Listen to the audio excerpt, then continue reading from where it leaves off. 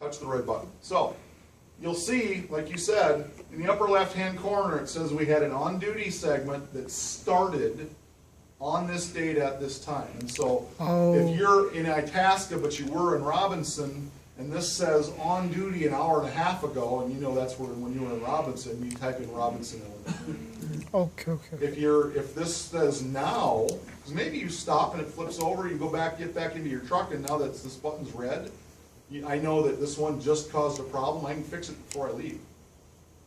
Now, something to be aware of. Every one of you will see this once in a while.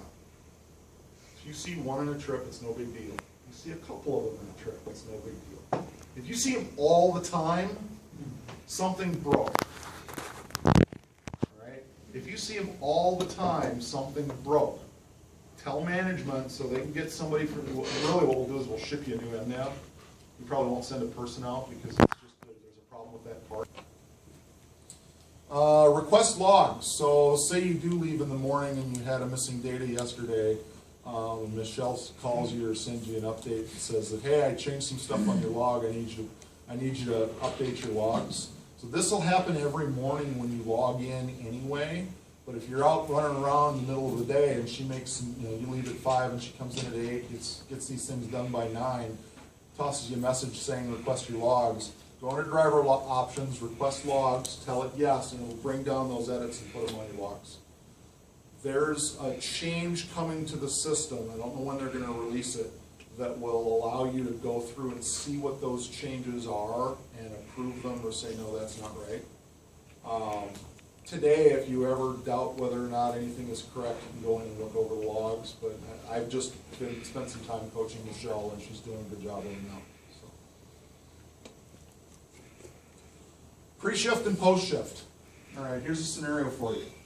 I scheduled to start work at 5 o'clock. I come into work, into the office, and I talk to Tom for a while. Tom's got some stuff he needs to talk to me about, or Jerry does, or Michelle does. And so I don't get out to my truck until 5:30.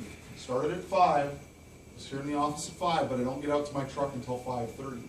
Technically, I've been working for that half hour, and that time is supposed to go on my log. Okay?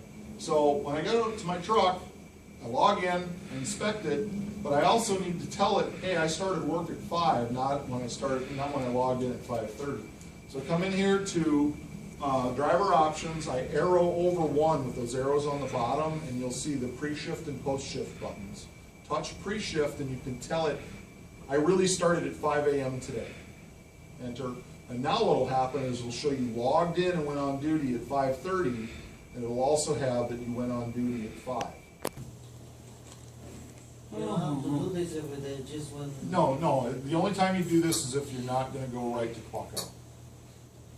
If you're pretty quick. So adding trailers and shipments. Both of those are pretty easy. You go into resources. For shipments, you touch the shipments button.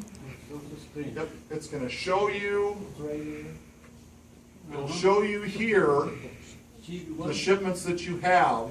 So if I'm going to drop a shipment, I'm going to deliver something, I touch this and I touch remove and it's gone.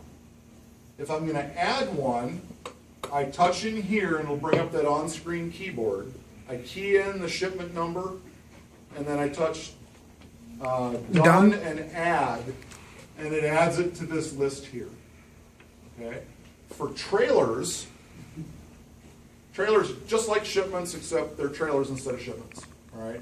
So when I add a trailer, if I want to drop a trailer, I just highlight it and touch remove, and it's gone. If I want to add one, I touch ID, key in the ID of the trailer, and then touch done and add, and it'll add it. And then when I'm done playing around with this, I just touch done. Are we supposed to do this every time we deliver or pick up? You should. So in order for your logs to be right, you're something. Must take technology. View DVR, yeah. So view DVIR, the button should show on your screen, but because you're not doing DVIRs right now, if you're pulled over at a roadside stop, way station, police officer, whatever, they want your inspection, use that paper inspection form you've been using. That stuff stays paper, you're not switching to electronic. Yep, that's right. Stick with the same paper you've been doing.